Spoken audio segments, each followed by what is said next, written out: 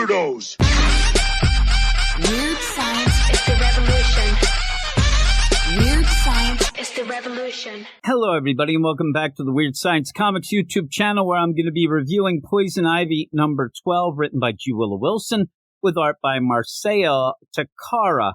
When this series started out, it seemed like G. Willow Wilson was focused on giving readers a new definitive version of Poison Ivy. Pamela was on a road trip paved with Lamia spores and angry intent, with one thing in mind: make the planet healthy again. How dare you? So, what if it meant killing all of humanity and even herself? She was mad as hell, and she was not going to take it anymore.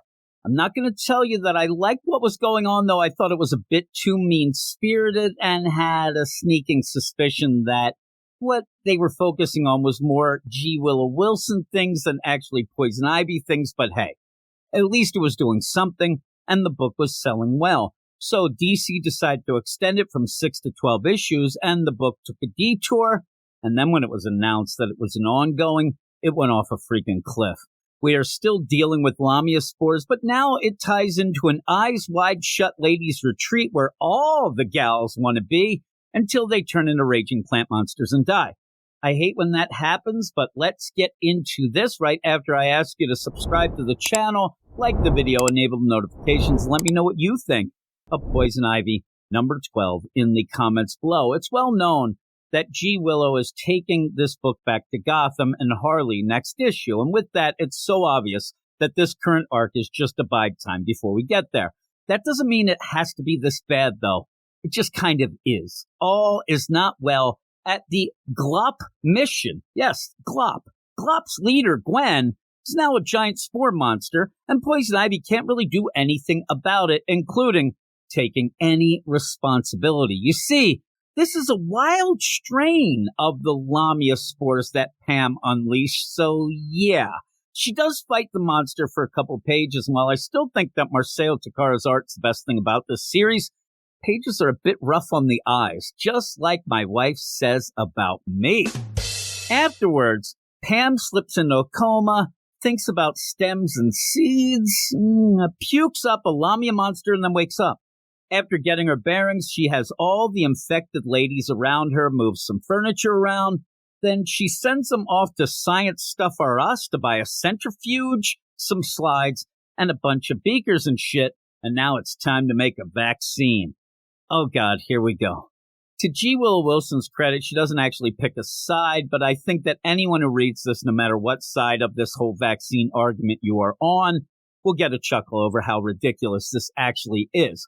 While Pammy's in the basement mixing up the medicine, one of the ladies, in the most forced way possible, says she wants nothing to do with any of this, including the antidote. Now, part of me wonders what she's thinking is going to happen to her after she already saw Gwen, you know, the leader of Glop, turn into a spore monster right in front of her eyes. But I also wouldn't trust any of this makeshift science shit that Pam's cooking up either.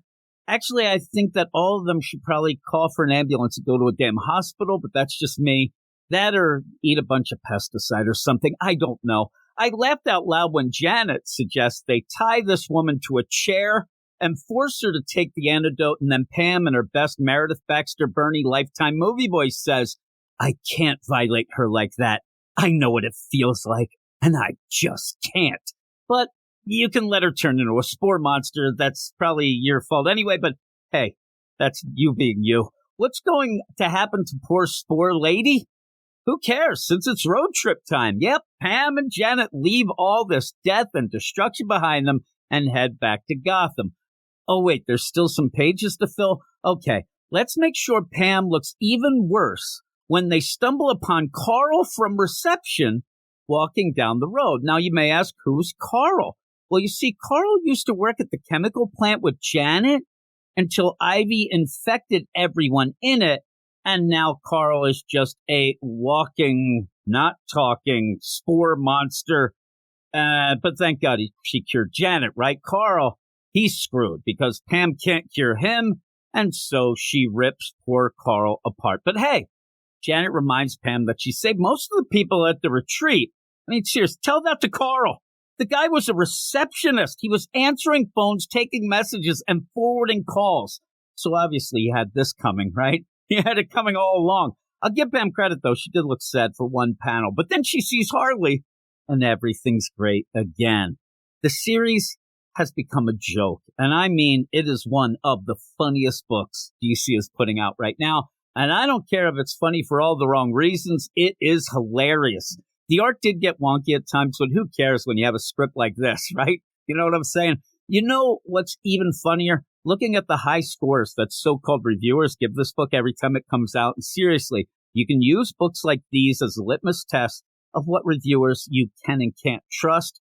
Spoiler alert, there's not that many out there you can trust. But I'm giving this issue a 3 out of 10.